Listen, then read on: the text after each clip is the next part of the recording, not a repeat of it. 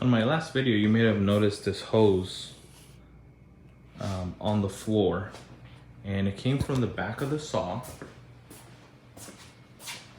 and it's for my dust collection system. I was able to hook it up. I did have to buy this 2x2 inch flexible connector and a couple of these clamps tied up, and basically it goes down here and hooks up to my dust collection system that I bought at Home Depot.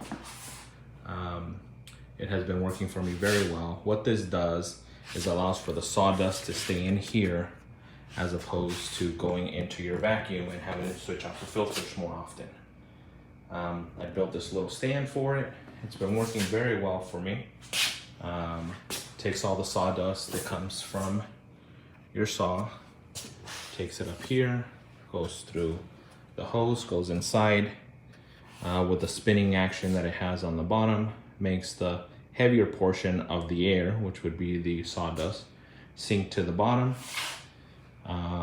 The air, cleaner air comes out through here. This is the suction portion of it that comes down to the vacuum, and it's been working out very well for me.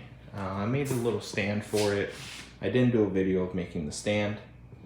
I said this is a shop vac, and all I did is a couple 2x4s, 4 2x4s cut to about 40 inches, coming straight down. I bought this mover's dolly from Harbor Freight, and it's been working really well. It already had the wheels, it has a good weight capacity, moves really well. The handle came with the vacuum, so I just attached it as it said to do, and I just didn't put the wheels on. Instead of the wheels, I use a screw hose to attach it where the wheels usually go, and put screws through it. Put a little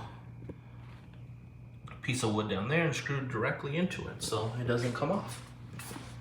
I used pocket holes for the bottom, so I was able to access it a little bit easier and to be able to take it apart easy if I needed to.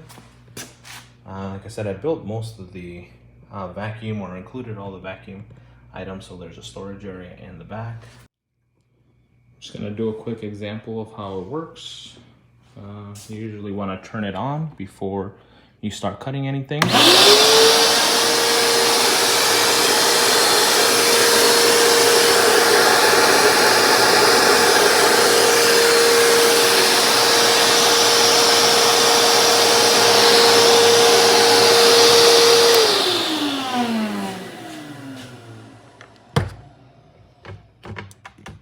And there's your little piece. Sucked it all the way through, and that ends up in here, like the sawdust does, and instead of ending up in your vacuum, so less often do you have to replace your filters. So yeah, that's how it works basically. So the vacuum would have in theory, the vacuum would have a longer lifespan. You don't ever have clogged up filters, and you save money having to replace them as often as some people do.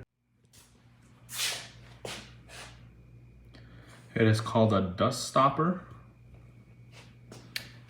All I did up here, I actually had some leftover area actually of an IKEA product that I was going to be throwing away. I ended up cutting a hole, and like I mentioned before, I did not do a video of this. I was just trying something out, and it ended up working, so I kept it. I did see videos online of any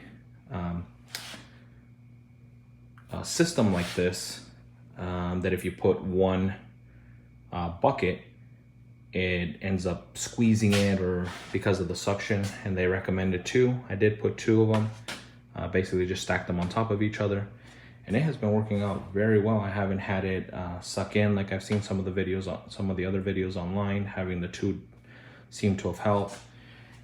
Is definitely capturing most, if almost all, of the sawdust or anything else that's been picking up.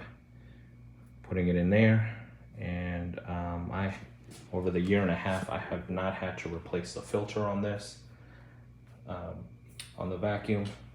it has stayed pretty much clean. So where in most cases we would be probably replacing quite a few by now, it's definitely saved us some money. For the price of this item, of the Duststopper, is definitely more than paid for itself in the replacement filters I would have had to use by now. Hope this review was helpful. Please subscribe to stay up to date. I will be posting more review videos. Thank you again for watching.